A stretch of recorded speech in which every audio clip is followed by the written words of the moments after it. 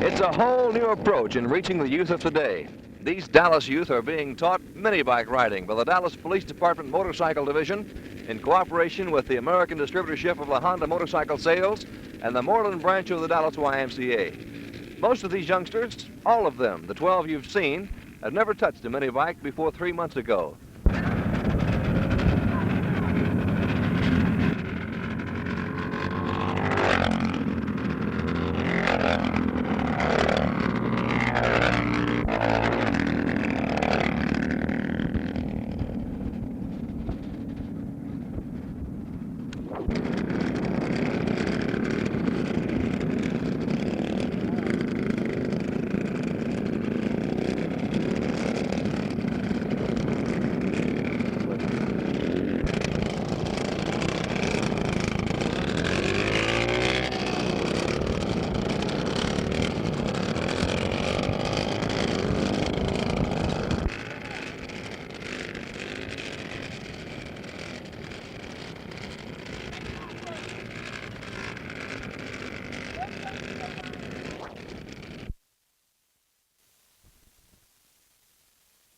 And the automobiles are multiplying by the day.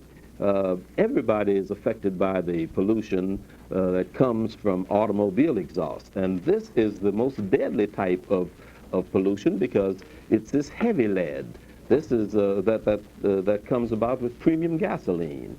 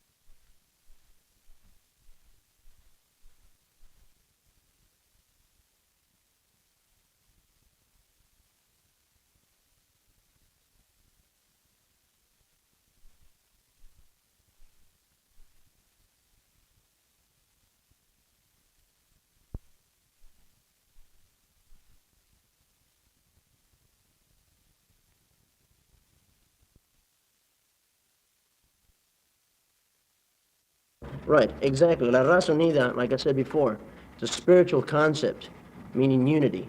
You know, Raza literally translated means race. Now, that's literally translated, and that's very poor translation. So we're not talking about a race. We're talking about a spiritual concept which we are uniting behind. Rene, aren't some of your people tired of waiting and rather militant? Yes, I would have to say so. What about those violent militants in your organization? I think there's room for all of us in this movement. Do you endorse their actions? If they're my brothers, I would endorse their efforts, but like I said, I think they are a very, very, very small percentage. Are you prone to violence? No, I'm not.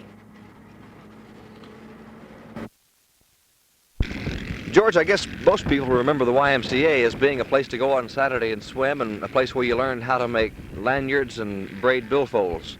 And now it's mini bikes. Why? Right.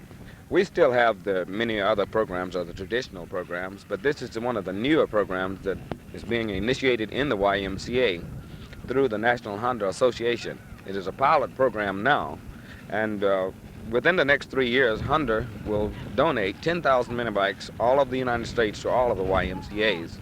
This program is designed to help the child, help the youth learn precision riding, safety on the mini bikes. As you know, the mini bikes is here to stay, and this is the YMCA gives the child a place to ride these bikes without being on the street. You have to be a certain age before you can get a license, and it's becoming a menace to the to the highway and to the police department. I think probably the concept of teaching these children or these young kids to ride mini bikes goes beyond just something for them to do. I think it probably builds a lot of character. Is that part of it? Right, definitely so. We're working with the Dallas Police Department, or they're working with us in training the youngsters in precision riding and safety on the mini bikes. Here they develop a more positive outlook towards the police, and many things are involved here. And this is really a joint effort between the Dallas Police Department, the motorcycle division, and Honda and the Y, Right, all in one package. It is. What kind of plans do you have in the future for groups like this one? Well, they will be doing performances for many different activities. We're really trying to get ready for next year this time to do halftime activities for football games in this particular vicinity. What's been the reaction by these kids' parents? Oh, it's wonderful. What did they have some reservations maybe at first about it? Some, not too much. We've had a lot of good cooperation from all of the parents. What about the routines they do? How long does it take to work up something like a figure eight, which is pretty complicated? Well, it's very complicated to me, but they seem to catch on real easy. We started one day, and the next day they were doing it. I see, too, that they can't pass up the jump. They can't go by it. They can't. They have to go over it. Right. What seems to be their reaction, outside of the fact that they have experienced something that many of them have never seen before? What do they tell you about it? Oh, their reaction is just fantastic. We set up practice, say, 9 o'clock, and they're there at 7 every day.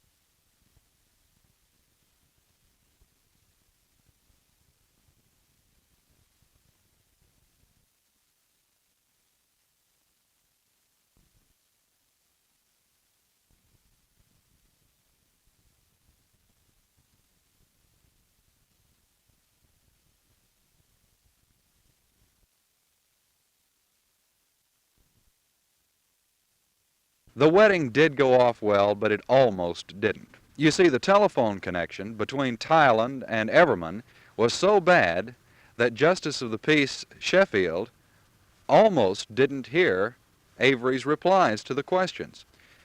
All this taking place on a day when the telephone company is raising rates in Fort Worth. J. Lewis, Channel 8 News on the Move, Everman.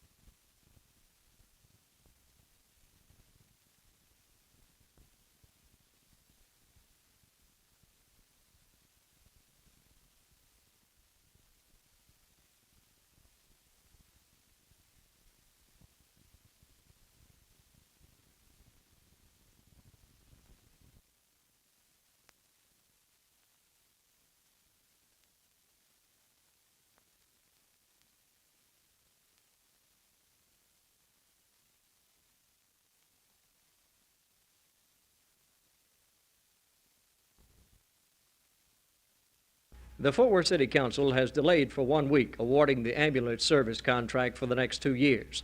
The apparent low bidder is Gold Cross Ambulance Service, who's asking for an annual subsidy of $146,880. This represents a 63% increase. The city is currently paid about $90,000 in subsidy payments. The prime contractor, Ray Crowder Ambulance Service, did not win the bid.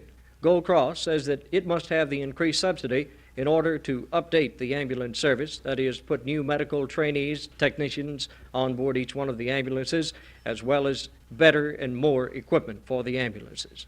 The chairman of the Ambulance Study Committee, Dr. Edward Guinn, discusses some of the changes in the contract.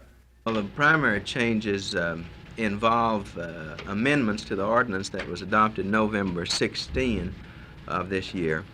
Those amendments involve a change in the requirement of the primary contractor to have EMTs, or emergency medical technicians, in attendance at all times. We've diminished that from 100% requirement to 75%. In other words, 25% of his working force can be operating on temporary permits, which would be valid until the beginning of the next training class.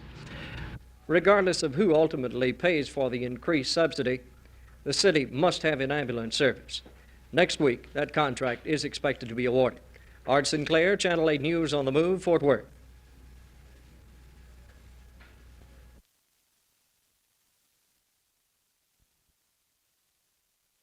It's a real-life love story. You see, Marlene Kloss wanted to marry Avery Smith.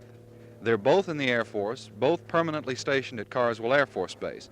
The problem is this. Avery is currently in Thailand on temporary duty.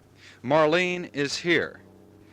Now, she would get sent to the Philippines 1 day before Avery was due to come back to Carswell.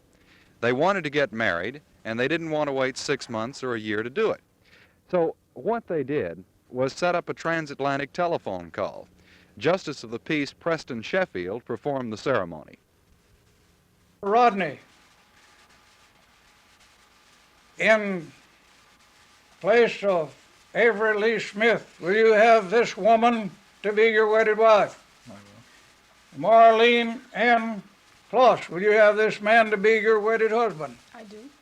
Will you love and honor and keep each other sacred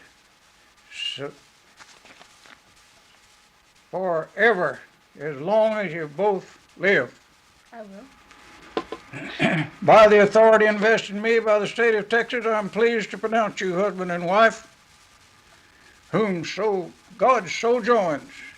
Never, never let man break the bonds asunder.